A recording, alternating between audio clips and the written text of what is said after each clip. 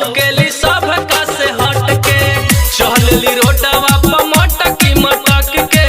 देखहि में लौकेली सब का से हट के लौकता छोरी अरे लौकता छोरी संगे फुलहा कटोरी एकर छोटका पाड़ा में देख लौकता ढोरी एकर छोटका पाड़ा में देख लौकता ढोरी हई छोटका पाड़ा में देख लौकता ढोरी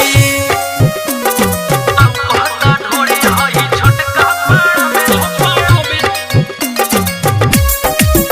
देख म्यूजिक बाय विकेश भोजपुरिया। राइटर धीरेन्द्र खूब देला ध्यान हो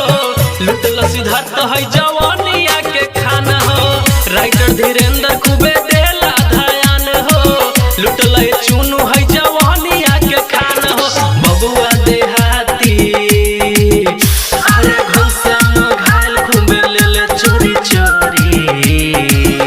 हई छोटका पाड़ा में देख लौकता ढोरी एकर छोटका पाड़ा में देख लौकता ढोरी देख छोटका पाड़ा में एकर लौकता ढोरी छौड़ी के तनको सा चाल न सोहाला धमकी देवे हमरा पास हदू ताला अपना से नीमन अरे अपना से नीमन कहाली गोरी हई छोटका पाड़ा में देख लौकता ढोरी एकर छोटका पाड़ा में देख लौकता ढोरी हई छोटका पाड़ा में देख लौकता ढोरी। हंस रिकॉर्डिंग स्टूडियो सिमरौन।